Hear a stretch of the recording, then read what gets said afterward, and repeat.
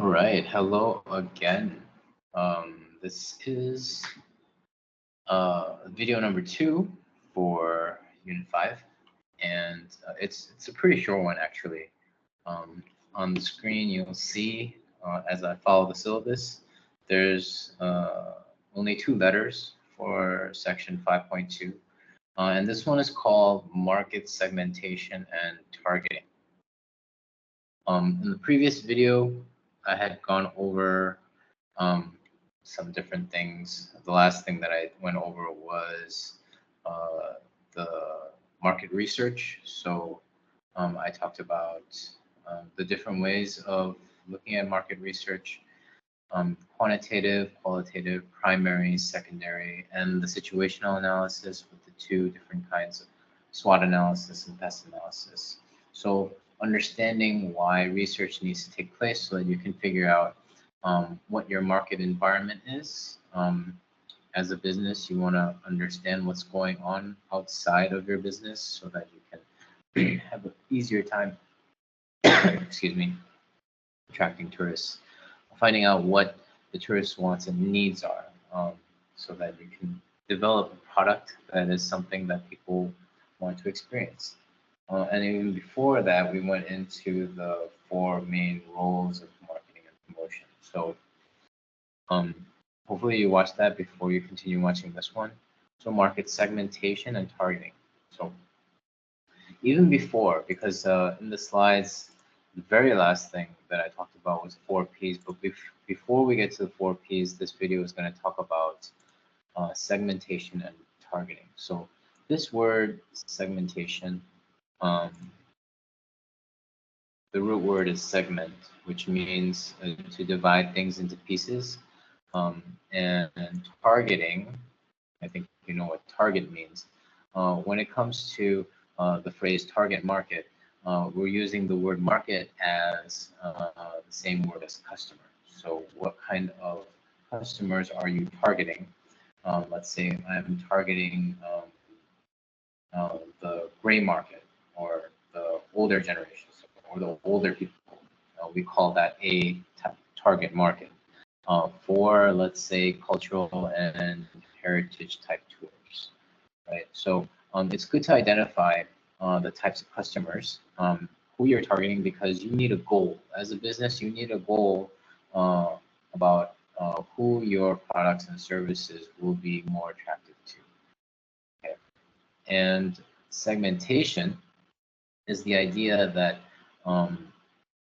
that people can be divided into different characteristics and different categories. So let's say you have like 10 random people, and you wanted to find out different characteristics of those 10 random people. So you could divide those 10 people up according to age, and then they would probably separate into different groups, like young, middle-aged, and older. Just to simplify it, you can categorize those people according to recreational activity. What kind of things do they like to do on their free time? And then they would be grouped into that. You can also divide them into disposable income. How much money do they have that they can spend on themselves? And then they would be grouped in different groups. So each of these characteristics tells something different about these people, and your product and your service really focuses on these characteristics that people have. So we're going to go through all these different ways that we can divide the target market, or divide the customer base that your business will be interested in focusing on, because this is marketing and promotion. So in the book, we're on page 191, and I think we're only going over like maybe 4 or 5 pages, so not really much for this video. So we're in this chart here. I put this on the slides. One category can be geographic. Basically, you're dividing the customer base off of their locality or area region, and also by domestic versus overseas visitors. Okay. So this segmentation is more talking about where the people are coming from, right? And that also plays a big factor because, if you are a business, you want to know, is your business really just for the local people or for the um, uh, destination, or maybe even just the country? We still call that domestic. Or is it user friendly, or is it attractive to people outside of your country, foreigners or visitors that just might drop by? If your business only has um, all your products and services in the local language, probably not. Probably not for international customers, right? So geographic is something that you have to keep in mind. Out of these three, demographic is more of the smaller things like age, gender, ethnicity, and levels of disposable income. Well, pretty much what I had just given you as an example earlier. All right. Very easy to divide the customer base by demographics. Okay, and then you can divide or segment by lifestyle, socioeconomic factors, education or profession, interests, and attitudes. Right. So remember these three, those are the first three when we talk about market segmentation and targeting. Um, let's see. Mm, Yeah, here they talk about when a business actually does market segmentation, doing research um, to find out which customers would probably be best suitable for the product and service. Then you can build a customer profile, which is your typical customer that you're really targeting. Okay. That way, when you spend money on actually putting together some kind of advertisement or some promotion that you're going to distribute, you have a customer profile in mind. And that way also you can also figure out where you're going to be doing most of your marketing to, so that you can bring in as many people. All right. So that is geographic, demographic, and lifestyle.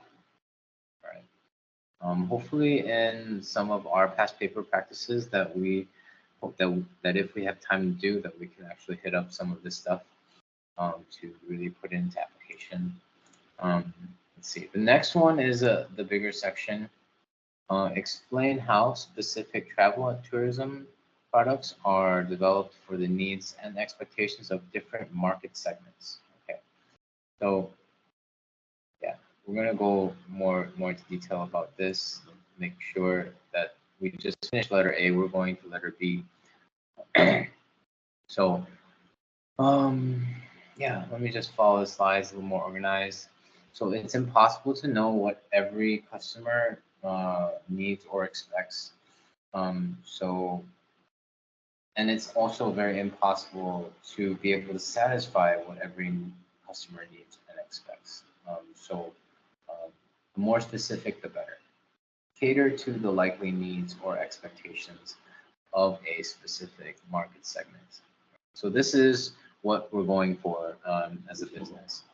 Okay, to be more focused with your goals is much better. If you guys in your daily student life actually have goals when it comes to studying stuff, or using your time throughout the day or throughout the week.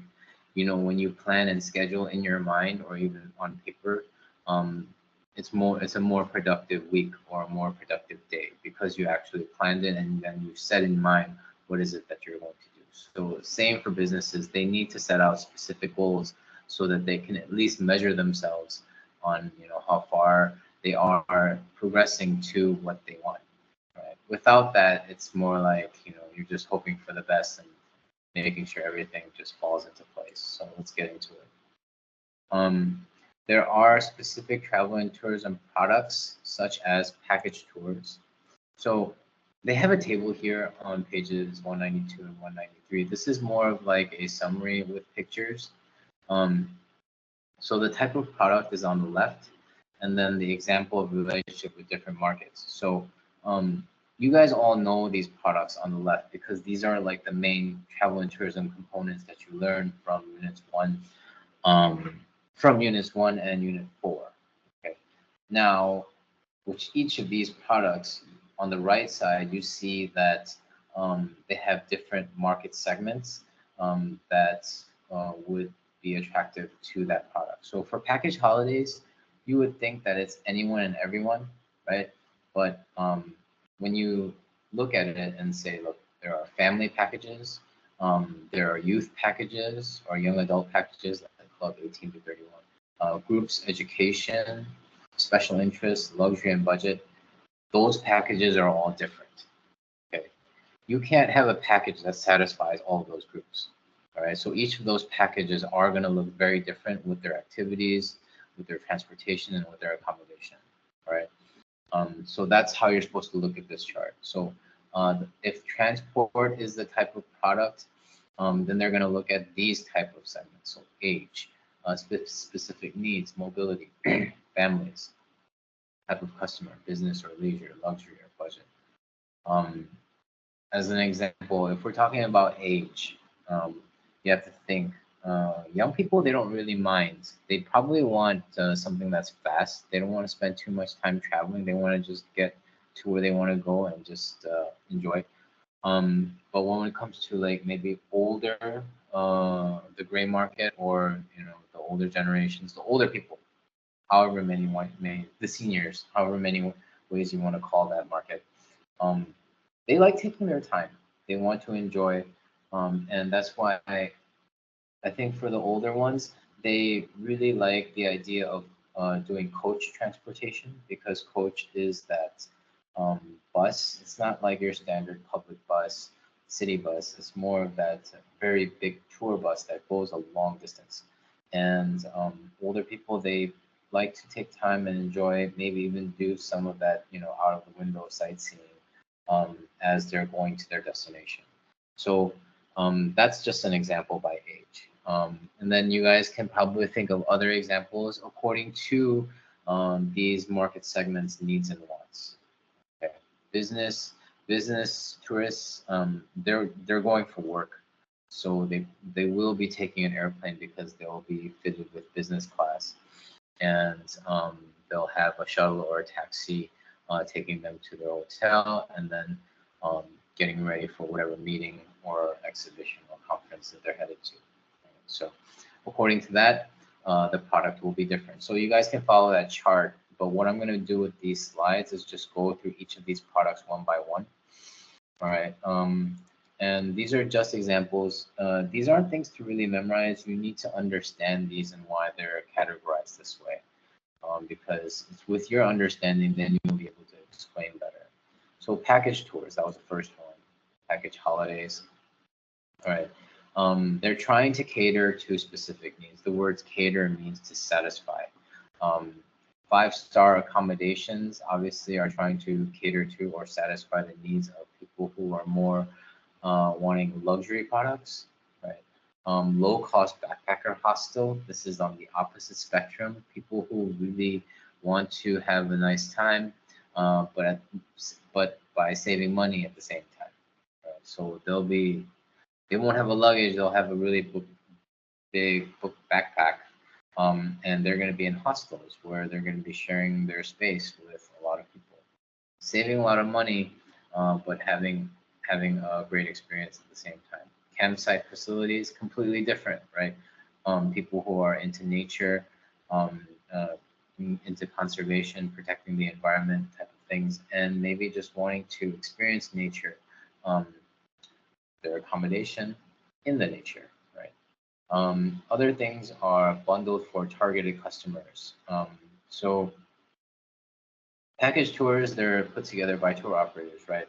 So tour operators would really consider, according to the market segment, what kind of things do they really need in their package? Because not everything needs to be bundled together, but specific things should definitely be in there. For example, people who are going on maybe like adventure tourism, right?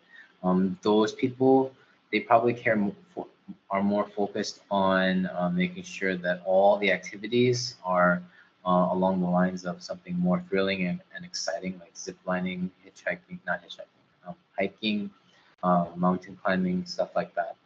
So all the activities will probably be in there.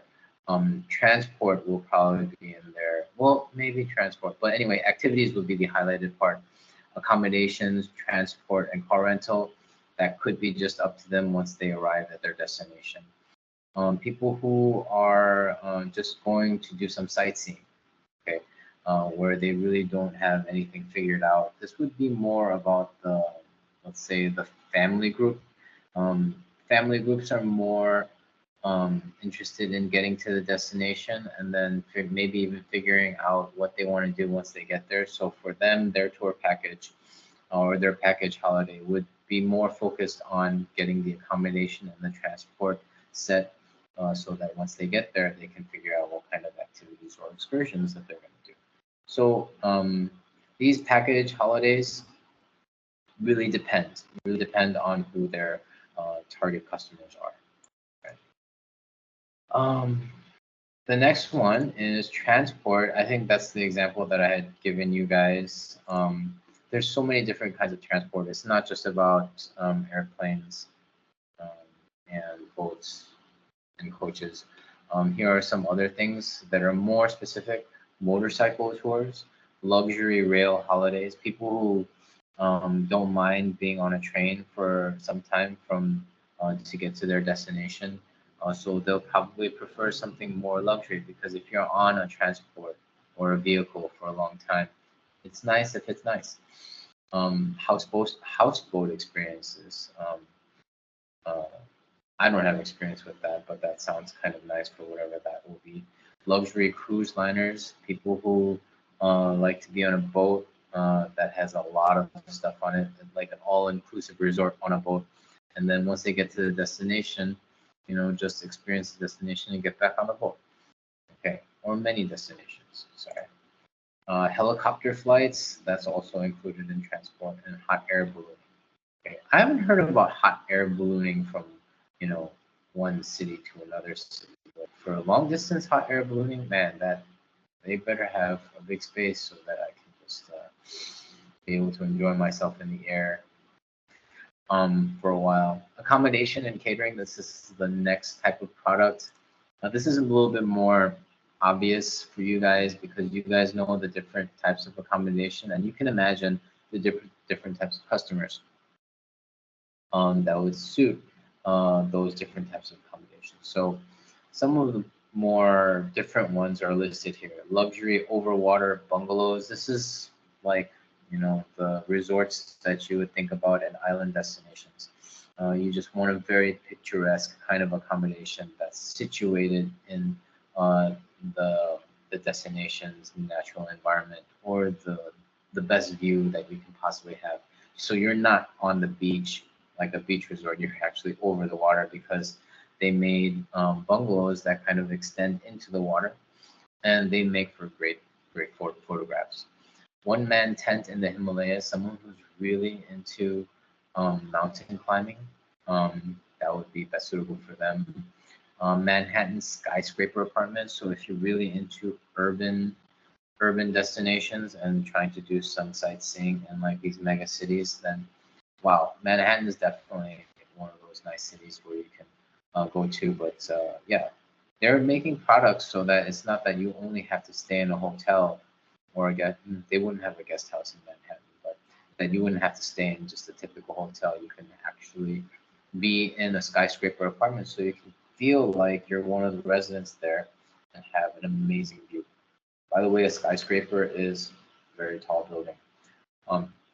Log cabin, ski lodge in the Alps. So yeah, accommodations are varied.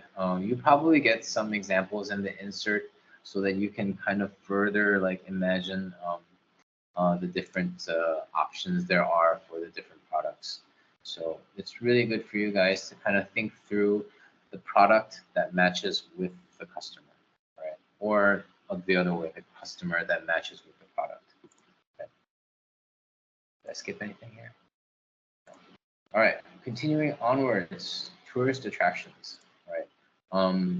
So far you guys learned about built attractions and natural attractions. Um, yeah, there's these bullet points are just going to follow along the lines of one of those, but just to fill your head with more examples: man-made attractions, natural attractions, historic, cultural, family fun. Family fun attractions can be a little bit different from what you guys might think of, but yeah, it's more like theme park kind of thing. But there are theme parks are just kind of a big commitment or dedication. They might have something on the smaller scale. Museum, zoo, and sea life parks.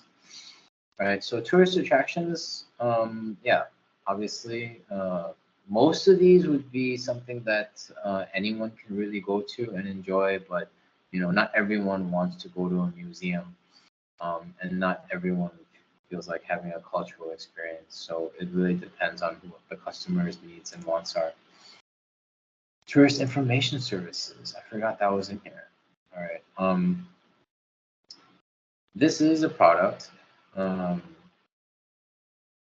Actually, this is a product that gives information about other products. So I guess you shouldn't forget, as I have, that tourist information services are also a product. They must adapt to changing society. I imagine that tourist information services need to be able to hold all the information for all the different possible um, customer types. So that's probably why you see like lines and lines of brochures on all these shelves. Um, a lot of different, um, publications of informations for people that have like all these different tastes. So make use of advanced technology, 24-hour touchscreen facilities, just in case there aren't people there are people there are those odd hours in the airport where people probably won't be working, but making sure that the people who have landed there in the nighttime are able to still get information. So 24-hour touchscreen facility. Book ahead bed. Book a bed. Book a bed ahead. Um, yeah. Sometimes plans change once you arrive at the airport, and you probably have an accommodation, but maybe um, your connecting flight on a further date out has changed, and then you want to just maybe like go somewhere else in the destination. You might need to make accommodation reservations for somewhere else within the destination. Offer in-country souvenirs, yeah, for people who are just wanting to buy something cute or wanting to take something back home. Guided sightseeing tours and theater bookings. So the TICs or the tourist information services should have, these things in mind because there's all types of customers traveling through these gateways, these airports. So yeah, that's that. Next is different market segments. So we went through the different products so far. So now we're just going to go into the different market segments, the right side of this chart that I mentioned here.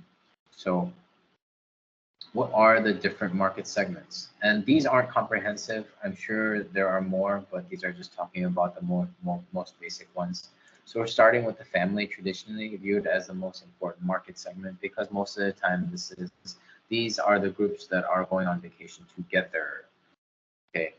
Offers are centered around family needs, right? Families, whenever, and I think you've had some practice about this. Anytime you guys see the word family group or family, you are thinking about not only mom and dad and kids, but also grandma and grandpa. So that has a full range of age there, which means that facilities, attractions, accommodation, transport, they really need to be family friendly. It has to be for all ages.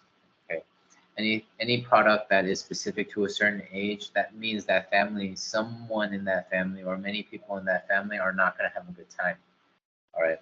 So it's good to know what the family group is. So when we're going through these different groups or these different market segments, it's good to have an idea what their needs and wants will look like according to the people in that group. Right.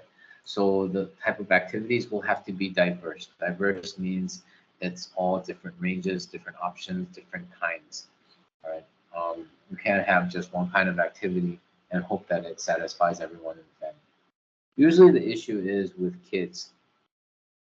Yeah, you kids are a burden because you guys want to be entertained. And even with kids, you have different age groups. You have toddlers, you have infants, you have um, adolescents, you have teens, and you have these young kids, older teens, right? Each of those age groups have different entertainment preferences. So, yeah, the activities need to be diverse, right? Or the kids are just gonna have a boring time.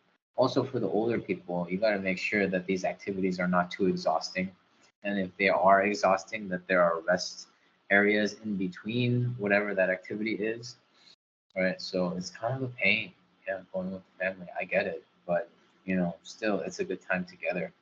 Um, Singles, the next group, becoming a growing part of the travel and tourism market. I wonder why it's growing because no one's getting married and no one's having kids. Anyway, singles group.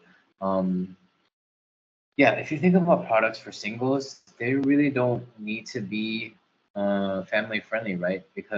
But the thing with singles is that they need to be age appropriate, right? You don't want something too childish, or you don't want something too slow when it comes to the products for this market segment. So yeah, but for singles, it's also more about what their specific preferences are. So they'll probably be looking out for more of something that they're already thinking about once they get to the destination. So it shouldn't be that much of a problem for them to be stuck with something that they didn't want, unless they booked a tour that they had no idea was just really for families. So the next is groups. There's different kind of groups. This group is talking about a group other than family. They're grouped together for specific things. So this is a major market for transport providers and attractions because um, transportations love to book groups.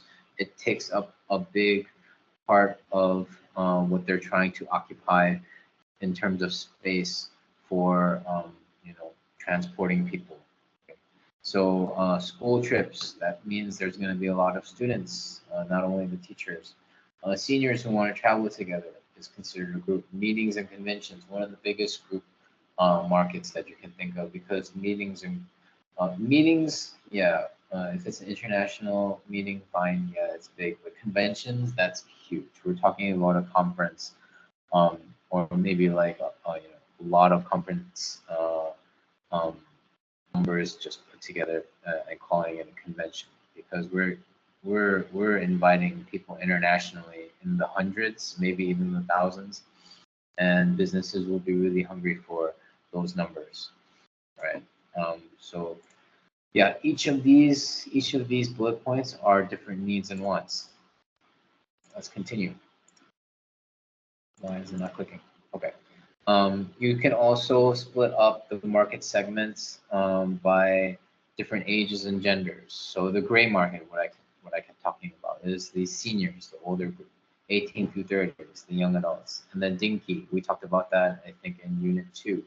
The dual income, no kids yet market. All right. Each of these different bullet points have different needs and wants. Specific needs. All right. Don't forget these because these tend to be like these trick questions that come up on past papers here and there. Disability.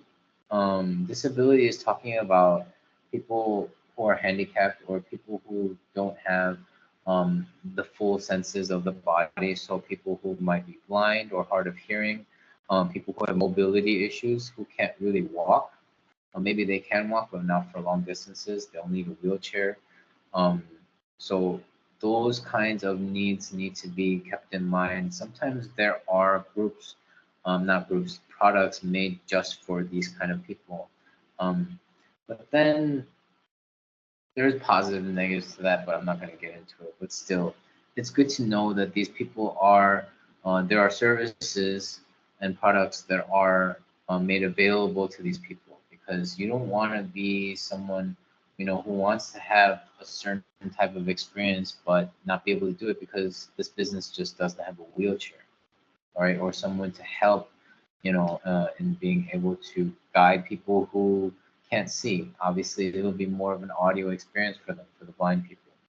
And then for the people who are hard of hearing, they will see everything, but they can't hear everything. So they'll probably need some audio enhancement, audio guide maybe.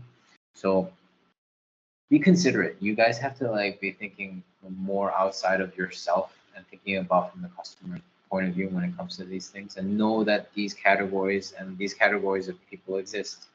Religious and spiritual. Sometimes you have people who are very religious and they're one of their needs is maybe they need a prayer room. Okay. Maybe they need food that is specific to their religion. Um, Stuff like that. So dietary needs also, people are allergic to certain things or their body just can't handle certain types of foods, right? Those things need to be in place. These are kind of huge actually, because if you can't really satisfy specific needs, you're losing like, a good number of people, just because your menu doesn't have something that is more diet friendly for specific people who are looking for, certain foods that they want to avoid. All right. So simple things like that need to be kept in mind. Special interest. All right. This is more talking about people who are looking to have like a one theme of experience. Eco tourists, they're more thinking about the environment, so they're not going to be using these throwaway one-time plastic usage kind of things. And they don't want to be in accommodations where they're not mindful of how much water that they waste or how much detergent that they use, and they you know you know drain that into the local sewage, or even if there is a proper local sewage. So eco-tourists, they have a specific set of needs and wants. Sports tourism, obviously they're more focused on what the sporting event that they're trying to go and see and experience. Cultural tourists, you guys can imagine that. Medical tourists, this is more about people who are wanting to get some kind of medical treatment, or um, yeah, something to be done in special clinics or hospitals, right? They're not really more for sightseeing, so you shouldn't have like something fun or something extra in terms of uh, you know something that's medically related, right? Cruise tourists, that's very specific. You can't do anything more than whatever is already on the cruise or the boat, right? Let's see. I think this is the last one for the types of segmentation. Why is this not clicking? Technical difficulties towards the end of the video. We're already at 33 minutes out. Okay, finally. Um, oh yeah, okay, great. So that was the last slide. Sorry for that. So kind of scan through, read through some of this stuff so you can fill your head with more things to be able to explain. Um, oh, looks like the slide did not have quality, economy, and value for money. All right. Oh yeah, interesting. Anyway, so the one thing that's not in the slides is this section right here on page 197, which is the end of my presentation. People really care about how much money that they spend. If you don't care how much money you spend, congratulations, you have money. Um, but yeah, products and services are going to really um, depend on how much money that people are willing to spend. The more money you spend, the more quality the products are. The less money you spend, the more budget the product will be. Not much quality, but still you can find quality things within your budget, right? So let's see, what kind of examples did they have? No, that's pretty much it. People who are willing to spend money, things are more luxurious in terms of travel experiences. Um, yeah, of course, they would mention Dubai, the world's first seven-star hotel. If you're talking about low-cost options or budget, um, yeah, you're talking about hostel accommodation, low-cost flights, discounted rail passes, and stuff like that. Whoever your tour operator or travel agent is, they'll measure you up. One of the first things they'll ask is, what kind of vacation are you willing to experience? Okay. But most of the time, travel agents and tour operators, they already have the types of customers that will already go to them. All right. So, but that doesn't mean that they can't cater for other market segments. But usually, you probably went to that travel agent or tour operator in the first place because you heard it from someone that you know, and someone that you know is probably along the same level of disposable income as you. So it won't be so different. Um, being able to satisfy your need and want. Okay, so hopefully that opens your eyes. The whole thing about this video was to make sure that you can think from the perspective that the products and the customers can have various categories, right? And um, that's because everybody has different needs and wants, and you want to be more organized in the way that you are trying to market to potential customers, right? So these are all good things to keep in mind before we go into the 4Ps, which will be the next slide. The product. The first P of the 4Ps is product. So the next 4 videos will just focus on the marketing mix of the 4Ps. Okay. Thank you guys. See you guys in the next video.